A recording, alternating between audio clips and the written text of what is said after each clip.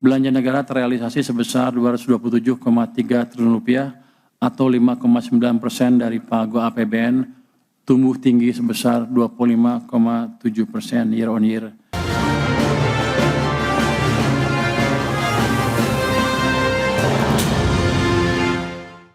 Mengawali tahun 2026 maksud kami, pemerintah langsung tancap gas dalam menggunakan dana anggaran pendapatan belanja negara atau APBN. Realisasi belanja APBN per Januari 2026 mencapai Rp227,3 triliun atau tumbuh 25,7% secara tahunan. Belanja negara terrealisasi sebesar Rp227,3 triliun atau 5,9% dari pagu APBN, tumbuh tinggi sebesar 25,7% year on year. Ini menunjukkan akselerasi belanja pemerintah sejak awal tahun, khususnya untuk mendukung program prioritas, menjaga daya beli, dan mendorong pertumbuhan ekonomi di triwulan pertama. Demikian pernyataan Menteri Keuangan Purbayayudi Sadewa terkait langkah pemerintah dalam mengakselerasi belanja pemerintah sejak awal tahun, khususnya untuk mendukung program prioritas, menjaga daya beli, dan mendorong pertumbuhan ekonomi di kuartal pertama tahun ini. Per Januari 2026, belanja negara sudah terrealisasi Rp227,3 triliun atau 5,9% dari APBN, tumbuh tinggi sebesar 25,7% year on year. Kinerja belanja pemerintah di awal tahun tersebut ditopang oleh belanja kementerian lembaga yang mencapai Rp55,8 triliun dengan pertumbuhan hingga 128,9%. Sedangkan belanja non-kementerian lembaga sebesar Rp76,1 triliun tumbuh 23,4%. Sementara itu defisit anggaran pendapatan dan belanja negara per Januari 2026 tercatat sebesar 0,21% atau setara dengan Rp54,6 triliun. Berbagai sumber, IDEX Channel.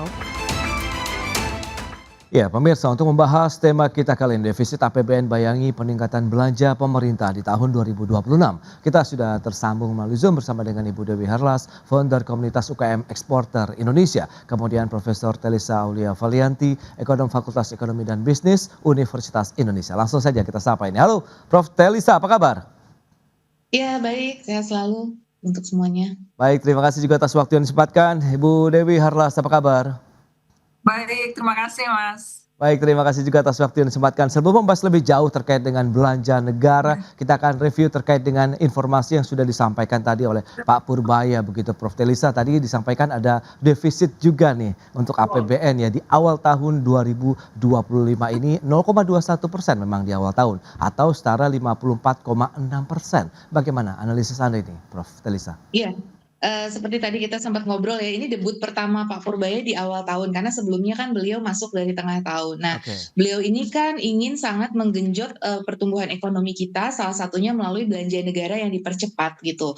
Beliau sangat yakin bahwa nanti kalau belanja negara berjalan, aktivitas ekonomi bergerak, nah nanti ke pajak juga akan meningkat. Nah, sehingga memang di awal tahun tuh langsung digenjot dengan berbagai program untuk memanfaatkan momentum juga di Q1 ini kan momentum hari besar dan lain sebagainya, nanti akan ada stimulus, THR dan lain sebagainya. Jadi memang tidak heran apabila defisit, karena di awal tahun kan biasa penerimaan belum pada masuk. Penerimaan kan biasanya masuknya nanti di Maret dan April ketika masyarakat juga melaporkan SPT. Ya, penerimaan tertinggi biasanya saat laporan SPT. Nah, jadi ini memang wajar jika di awal tahun defisit. Namun tetap defisit ini kan harus terkendali. Yang kita lihat kan bukan hanya defisit di bulan ini, tapi nanti defisit secara keseluruhan.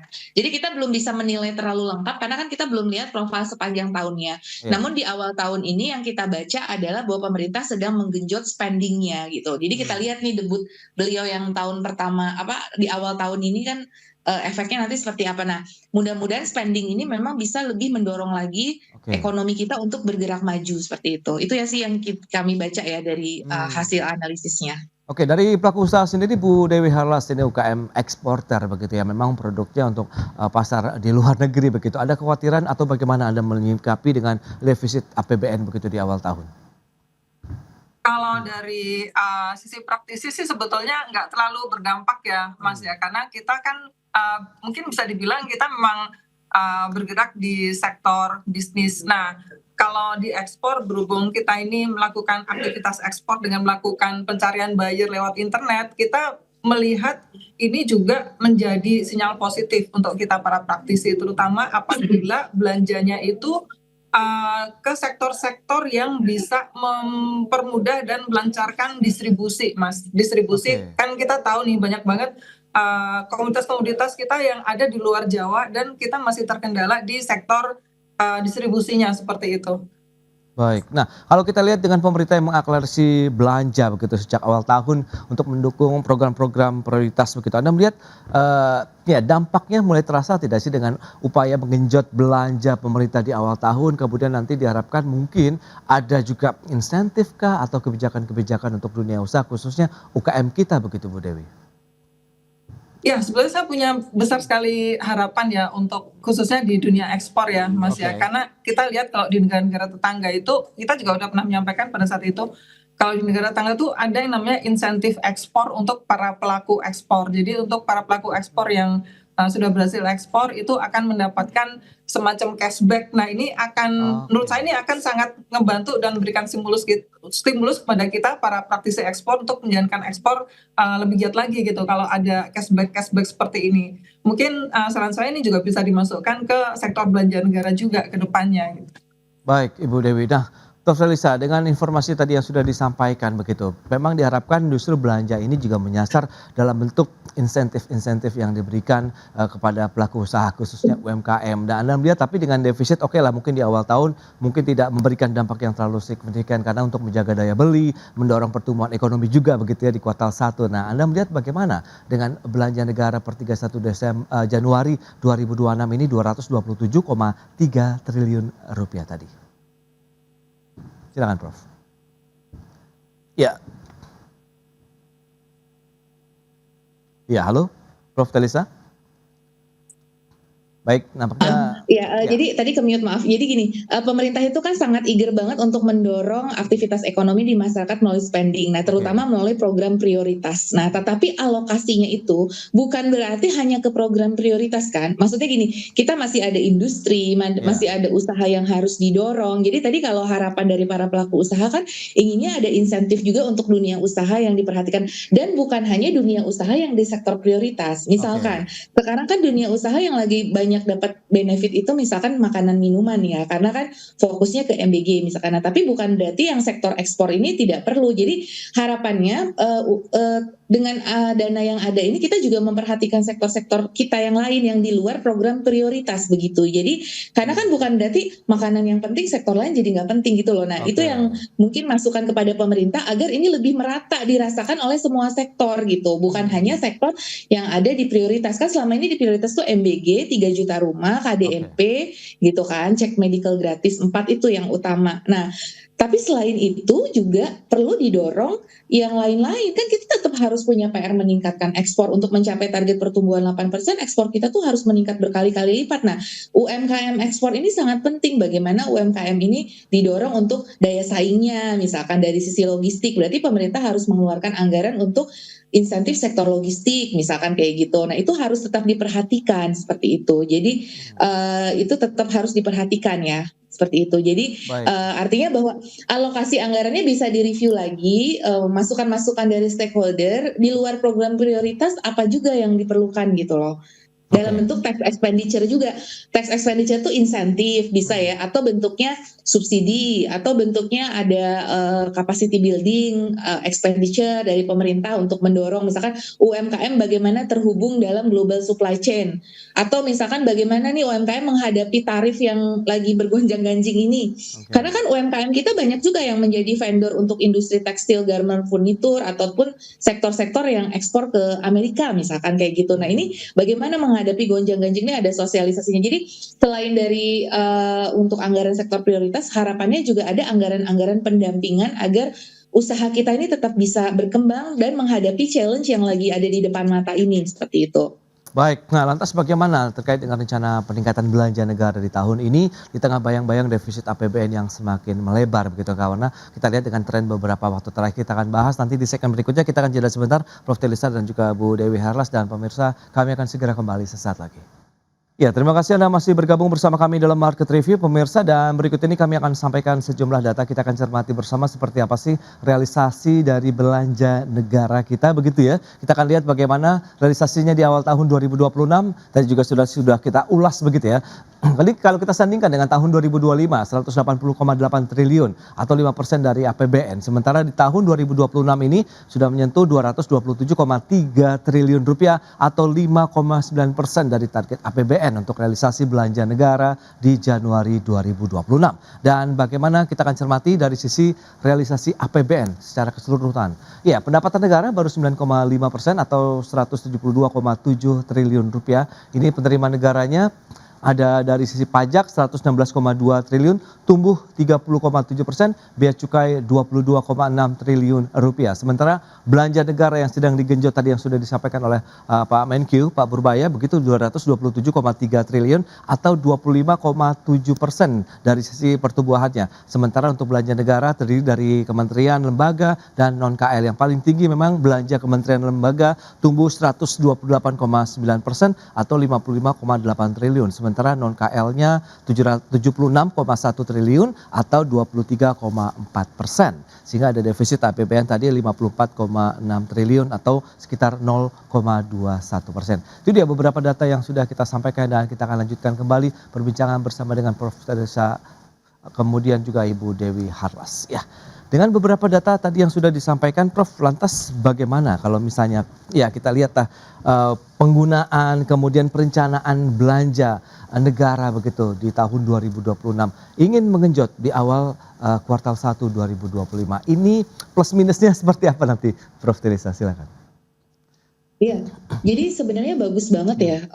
Kita tuh kan ingin menggenjot pertumbuhan pemerintah ini untuk mendorong aktivitas ekonomi sekali lagi kan. Nah itu sudah bagus banget sebenarnya, arahnya itu sudah on the track gitu. Nah cuma tadi alokasinya itu kemana saja itu harus betul-betul kepada sektor yang memberikan multiplier efek yang tinggi, dan juga pemerataannya harus diperhatikan. Jadi misalkan dana ini mengalirnya kemana sih, sampai nggak di UMKM. Yang kita khawatirkan ini sampainya hanya di korporasi besar. Padahal kan nafas kita katanya ekonomi Pancasila, ekonomi kerakyatan. Nah ini likuiditas ini harus betul-betul dirasakan kenaikannya oleh rakyat juga seperti itu. Nah jadi bagaimana memastikan bahwa anggaran ini betul-betul sampai ke masyarakat gitu. Nah itu juga yang penting. Jadi masyarakat tuh bisa merasakan gitu loh, selain lewat bansos ya. Karena gini, misalkan kemarin isu PBI gitu kan. Nah ternyata ada narasi-narasi bahwa dana untuk PBI ini berkurang karena dana transfer ke daerah berkurang untuk membiayai MBG misalkan. Nah narasi-narasi seperti itu perlu dipastikan bahwa itu tidak persis seperti itu ya, karena harapannya itu bahwa ada hal-hal yang penting untuk masyarakat menyangkut hajat hidup orang banyak, itu juga harus tetap diperhatikan seperti itu. Jadi bukan berarti kita hanya ke satu sektor saja, yang lain kurang diperhatikan. Nah itu yang harapannya. Jadi alokasi anggaran ini begitu diharapkan untuk mendorong aktivitas ekonomi dan benar-benar nyampe ke UMKM. Jadi ada trickle down effect-nya gitu. Jadi misalkan dana-dana ini tidak hanya berhenti di SPPG, tapi betul-betul nanti SPPG ini bisa menghasilkan demand untuk UMKM, meningkatkan omset UMKM. Karena data dari indeks UMKM itu UMKM kita tuh masih lemah gitu loh. Nah jadi government spending itu kalau ditanya dirasakan nggak sampai ke level UMKM seperti itu. Jadi karena gini, UMKM itu backbone kita gitu, multiplier efek terbesar itu ada di UMKM seperti itu. Nah jadi memastikan belanja-belanja ini nyampe. Terus kemudian yang kedua, memastikan sustainability fiskalnya itu sendiri, yaitu dari sisi penerimaan. Jadi artinya bahwa kita tidak ingin menutup pembiayaan yang besar ini, pengeluaran pemerintah yang besar ini hanya melalui utang ataupun lain. Jadi kita memang harus ada reformasi di perpajakan, kebocoran-kebocoran perpajakannya harus dirapikan. Jadi dari sisi spendingnya tadi harus alokasinya itu lebih clear kemana-kemananya untuk mencapai multiplier efek yang lebih besar. Dari sisi penerimaannya harus sebanding, penerimaannya juga harus bisa mendukung rencana-rencana pengeluaran yang besar ini agar defisit ataupun sustainability keamanan fiskal kita tetap terjaga. Jadi harus komprehensif seperti itu. Oke, nah kita ke Bu Dewi langsung nih, sebagai pelaku usaha UKM yang juga memang tadi ada orientasi ekspor juga ke sana begitu. Anda melihat bagaimana dengan upaya-upaya pemerintah untuk mengenjot pembelanjaan di tahun 2026 ini, atau paling tidak kalau misalnya Anda bisa mereview juga di tahun 2025 ini sudah tepat sasaran, tepat manfaat begitu, atau bagaimana Bu Dewi?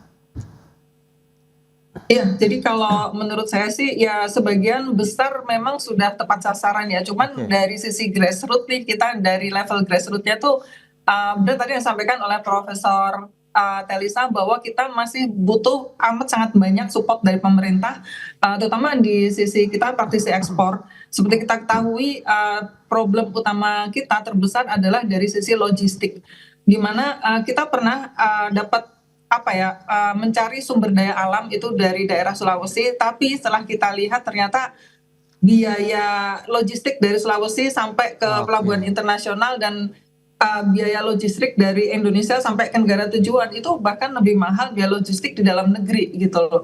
Nah, jadi gimana kita mau bicara meningkatkan ekspor kalau harga kita aja di lokalnya aja udah nggak bisa bersaing gitu kan. Nah, kemudian kita juga butuh banget alokasi dana support dalam banyak hal. Kita ketahui UKM kita itu kebanyakan saat ini posisinya itu hanya bisa produksi. Mereka sangat sebagian besar nggak tahu gimana caranya untuk memasarkan produknya. Kenapa? Karena sebagian besar mereka nggak melek digital. Padahal untuk bisa expand market itu sangat butuhkan orang-orang yang melek digital. Nah, kelemahan UKM, ada nggak sih sektor-sektor atau belanja-belanja negara yang dialokasikan lebih besar ke sini sehingga akan lebih bisa meningkatkan naik kelas lah para UKM ini. Seperti itu Mas dari saya. Oke, dan Anda melihat bagaimana dengan tahun 2026 dari sisi tantangannya bagi sektor UKM ekspor kita, begitu apakah akan lebih smooth dibandingkan dengan tahun sebelumnya atau bagaimana Bu Dewi? Kalau bicara tantangan 2026 ini jujur secara to be honest ya, ini banyak sekali tantangannya Mas. Mulai dari kondisi politik global yang nggak menentu pada saat ini, lalu fluktuasi kurs rupiah kita juga ya sekarang tinggi banget, walaupun kalau dari sisi eksportir kita senang nih Mas, karena rupiah melemah, dolar tinggi, otomatis pendapatan kita naik gitu. Cuman kan ada efek di dalam negerinya yang nggak bisa kita kesampingkan kan, karena akan terjadi inflasi, dan inflasi ini juga akan berakibat terhadap proses produksi kita yang akhirnya juga menjadi tinggi juga gitu. Jadi ya banyak yang harus kita hadapi, terutama dari sisi tadi sekali lagi logistik, karena komunitas-komunitas kita adanya di luar pulau, dan terutama kalau untuk kopi ya kita adanya di Aceh, Takengon, sedangkan daerah ini sedang terdampak kemarin setelah banjir bandang dan sampai dengan hari ini masih belum pulih 100%. Nah, order-order kopi kita yang berasal dari sana ini juga akhirnya ikut ke pending Mas. Nah, jadi kita butuh percepatan untuk relokasi daerah-daerah terdampak ini, karena komoditas ekspor Indonesia itu adanya di sana, seperti itu. Oke. Nah, Prof. Telisa, lantas bagaimana kalau kita cermati itu dari beberapa tantangan yang tadi sudah disampaikan. Nah, kalau dari sisi penerimaan negaranya juga tumbuh nih, 9,5% atau sekitar 172,7 triliun, 5,5% dari APBN yang ditopang dari pajak, ada 30,7% pertumbuhannya. Apakah ini bisa dikatakan menjadi sinyal dari pemulihan kinerja penerimaan negara dari sektor pajak atau tidak, yang karena nanti diharapkan akan meningkatkan fiskal kita nih, likuiditas fiskal kita begitu Prof. Telisa? Ya, memang sudah kelihatan perbaikan pajak ya. Nanti harapannya benar-benar kelihatan banget nanti di Maret April ketika orang pertama pakai Cortex ya. Jadi kalau kita lihat penerimaan pajak ini tumbuhnya satu didorong PPN dan PPNBM.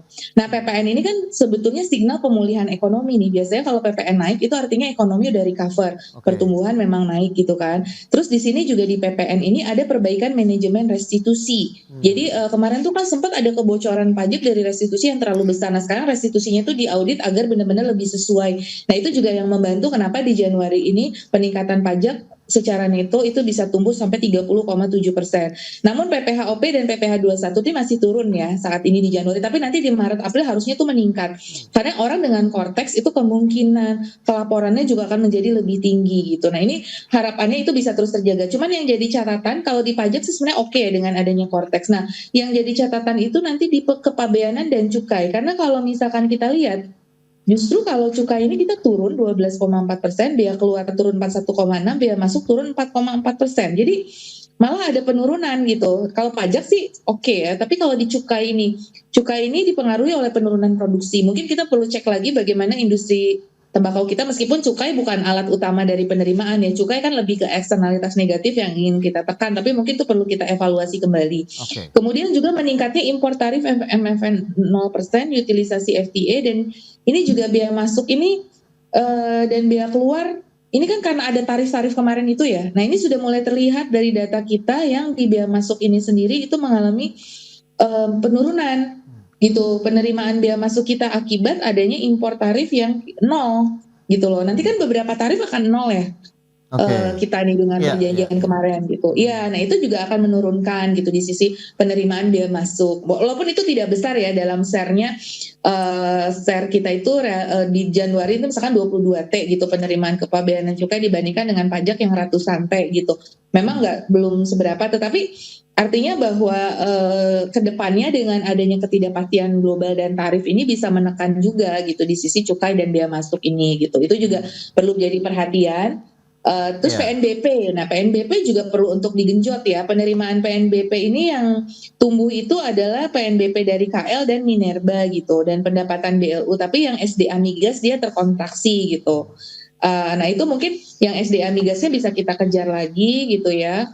SDM Minerbanya juga harapan. Jadi PNBP ini juga harapannya bisa membaik juga. Dan bagaimana BUMN kita ini lebih produktif. Karena kan gini, banyak sekali ya di program-program prioritas itu yang sangat pro kepada BUMN.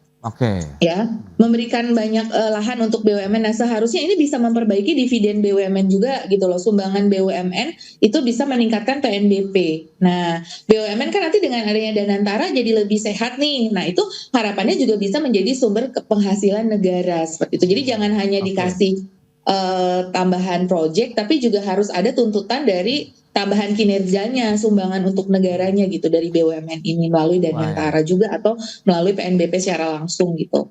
Menarik untuk dicermati berikutnya, seberapa besar akhirnya potensi peningkatan utang pemerintah nih sebagai konsekuensi tadi dari defisit yang mungkin dikhawatirkan akan lebih melebar lagi di tahun 2026. Kita bahas nanti di segmen berikutnya. Prof. Telisa, Bu Dewi, kita akan jeda kembali sebentar ya. Dan pemirsa, tetaplah bersama kami. Ya, terima kasih Anda masih bergabung bersama kami dan kita akan lanjutkan kembali perbincangan bersama dengan Profesor Telisa Aulia Valianti, Ekonom Fakultas Ekonomi dan Bisnis dari Universitas Indonesia. Kemudian ada Ibu Dewi Harlas, founder komunitas UKM Eksporter Indonesia. Nah, Prof. Telisa, lantas bagaimana kalau kita cermati tadi dengan konsekuensinya defisit yang sudah terjadi begitu di awal tahun 2026, bagaimana pemerintah bisa memenuhi, paling tidak bisa menambal defisit APBN kita? Apakah dari sisi utang atau bagaimana Anda melihat dari sisi penerimaan tadi kan sudah ada peningkatan nih, Prof. Silakan. Betul. Ya harapannya dengan peningkatan penerimaan kita nggak perlu membengkakkan utang atau pembiayaan kita melalui obligasi.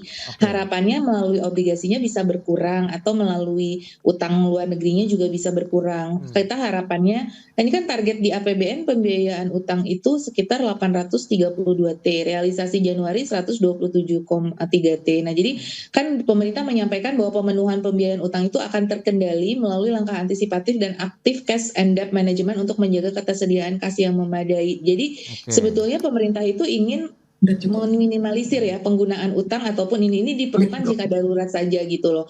Jadi harapannya dari penerimaan itu betul-betul membaik. Kebocoran penerimaan kan banyak nih, kebocoran baik dari cukai, pajak dan lain-lain. Makanya ada reformasi kan di tubuh bea cukai dan pajak begitu kan.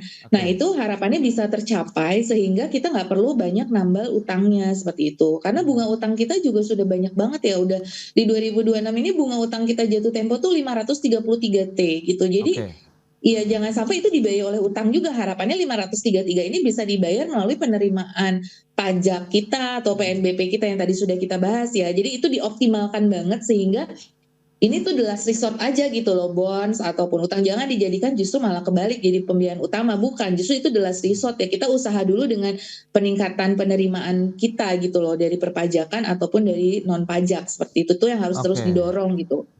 Untuk meminimalisir utang ya, karena kalau hutang kan itu meningkatkan resiko fiskal kita gitu, yang debt to GDP kita sudah mendekati 40% kan gitu. Nah itu dia, lantas kalau dari pelaku usaha apa yang bisa kita cermati Bu Dewi Harlas begitu dengan defisit yang terjadi, kemudian ada potensi peningkatan utang pemerintah, apakah juga bisa mempengaruhi kepercayaan pelaku usaha, kemudian mungkin investor dan lain-lain menurut Anda begitu, sehingga ini juga ada potensi misalnya kekhawatiran kenaikan pajak atau ada kebijakan fiskal yang lebih ketat lagi begitu ke depan Bu Dewi? Ya udah pasti itu akan sangat berpengaruh ya Mas dari pelaku usaha, terutama kalau defisitnya semakin besar kan otomatis akan berpengaruh juga terhadap nilai kurs. Nah, nilai kurs yang semakin melemah ini juga akan semakin berakibat signifikan terhadap kepercayaan para buyer kepada kita gitu. Karena kalau para buyer tuh ngeliat, oh Indonesia lagi nggak baik-baik aja nih. Nah, biasanya mereka akan pending untuk order-ordernya, dan ini juga udah mulai terasa nih di kita sekarang gitu. Beberapa buyer kita juga udah mulai kasih sign gitu untuk pending dulu karena ngelihat kondisi Indonesia yang secara kurs semakin melemah, secara kurs rupiah sedang melemah, lalu mereka melihat juga menjadi ketidakstabilan ekonomi. Kemudian mereka juga udah sempat bilang juga ke kita, mungkin kita tunggu dulu sampai kondisi negara kamu. Takutnya mereka udah kasih order, kemudian kita ada masalah, lalu kita nggak bisa menyelesaikan, seperti itu Mas. Jadi ya harapan kita defisit ini oke lah terjadi defisit, tapi harapan kita pemerintah itu mengalokasikan anggarannya itu berpatokan juga ke outcome-nya juga, seberapa besar sih ini akan memberikan manfaat yang lebih luas kepada UMKM. Karena kita tahu di sektor ekspor, kita tahu bahwa 17% ekspor Indonesia itu disumbang oleh UMKM, sehingga UMKM ini juga masih butuh banyak sekali dukungan, terutama kita lihat banyak sekali UMKM yang masih belum bankable, kemudian juga masih belum melek digital. Jadi masih banyak banget support dari alokasi dana pemerintah yang seharusnya itu diperbesar juga untuk UMKM saat ini. Seperti itu. Nah, Bu Dewi, dengan pendapatan yang tadi sudah disampaikan, tumbuh positif, belanja yang diakselerasi begitu, dan setelah defisit yang masih tetap terkendali, sejauh mana optimisme Anda melihat APBN ini bisa menjaga stabilitas tadi yang diharapkan, sekaligus bisa mendukung momentum pertumbuhan ekonomi nasional dan tentunya sektor UMKM juga di dalamnya nih, Bu Dewi? Ya, kalau saya sih masih tetap optimis ya Mas ya, selama pembelanjaan negara ini difokuskan ke sektor hulu. Hulu dalam arti mungkin bisa difokuskan ke para petani, para nelayan, para produsen terutama, karena kita masih banyak sekali PR dari sisi kualitas produk ekspornya, kemudian dari sisi sumber daya manusia sebagai produsen dari produk yang akan kita ekspor ini, itu PR-nya masih banyak banget. Nah, kalau sektor hulu ini diperbaiki sehingga kita bisa menghasilkan komoditas-komoditas yang lebih bisa bersaing dengan negara kompetitor, saya yakin ini juga akan bisa meningkatkan devisa negara, akan bisa meningkatkan ekspor Indonesia, seperti itu. Karena kita ketahui sampai dengan saat ini sebetulnya kalau dari sisi sumber daya alam, jujur kita masih belum bisa bersaing dengan Thailand, dengan Vietnam, karena mereka udah punya sistem pertanian yang terintegrasi, mulai dari petani nanam bibit, lalu proses penanaman, proses packing dan sebagainya gitu. Nah, sedangkan di Indonesia petani kita ini masih berjalan sendiri-sendiri, dan pelatihan atau pendampingan dari pemerintah itu belum sampai ke grassroots-nya, ke para petani ini, gimana sih mereka bisa menciptakan atau menghasilkan produk-produk yang punya nilai lebih sehingga punya daya saing dan nilai jual yang lebih besar di pasar internasional, seperti itu, Mas. Baik Bu Dewi, dan Prof. Telisa, lantas bagaimana Anda melihat strategi pemerintah khususnya tadi Kementerian Keuangan dalam menjaga keseimbangan antara belanja kemudian kesehatan fiskal kita juga begitu? Ya, orkestrasi fiskal itu memang sangat penting sebagai bagian dari kebijakan makroekonomi untuk mendorong pertumbuhan ekonomi, lapangan kerja, menjaga stabilitas harga ya. Berarti memang orkestrasi fiskal ini juga nggak bisa sendiri Kementerian Keuangan, nanti ada Bank Indonesia, OJK dan lain sebagainya yang terlibat juga di dalam stabilitas sektor keuangan untuk keseluruhan makroekonomi dengan Kemenko Perekonomian juga. Jadi sinergi antar KL ini memang perlu diperkuat, termasuk tadi dengan Kementerian Perdagangan, Perindustrian, gimana strategi di sektor realnya. Jadi apa yang dibutuhkan oleh sektor perdagangan kita, perindustrian kita, pertanian kita, SDM kita, investasi kita, semuanya itu bagaimana butuh dukungan fiskalnya, insentifnya butuhnya apa. Jadi orkestrasinya sebetulnya itu sudah baik ya, cuman orkestrasi ini perlu lebih diperbaiki lagi dalam menghadapi tantangan, karena tantangan kita kan tadi disebutkan Bu Dewi tidak mudah nih, kurs rupiah, kita di downgrade MSCI, kemudian kita juga kemarin hasil dari negosiasi mungkin ada beberapa yang positif, tapi ada juga yang kita antisipasi takutnya itu berdampak negatif seperti itu. Jadi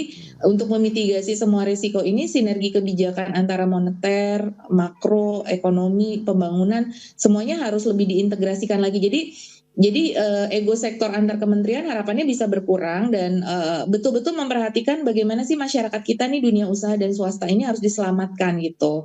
Bukan hanya BUMN yang harus diselamatkan tapi juga UMKM kita yang menyumbang kepada 90% tenaga kerja dan 60% PDB. Jadi pesannya adalah kebijakan-kebijakan ini harus menyasar juga kepada masyarakat yang paling bawah termasuk UMKM tadi dan menjaga keberlangsungan usaha dari dunia swasta karena swasta ini juga diperlukan untuk menjadi motor pertumbuhan ekonomi. Bagaimana kebijakan-kebijakan yang dihasilkan nanti pro swasta dan rakyat keseluruhan juga seperti itu. Jadi ekonomi negara bukan berarti tidak ada peran swasta dan rakyat di situ gitu loh. Justru peran swasta rakyat ini juga harus didorong terus gitu untuk menyelamatkan hajat hidup orang banyak sesuai dengan amanah Undang-Undang Dasar 1945 katanya kita ekonomi Pancasila, ekonomi kerakyatan. Jadi bagaimana kebijakan fiskal yang pro rakyat, kebijakan makro yang pro rakyat itu betul-betul diimplementasikan. Jadi bukan hanya di level policy, tapi implementasinya harus betul-betul dicek, diawasi agar sesuai dan tepat sasaran dan menerima masukan dari para pemangku kepentingan. Baik Prof, itu dia terkait dengan bagaimana mengelola keuangan negara begitu orkestrasinya harus benar-benar solid begitu antar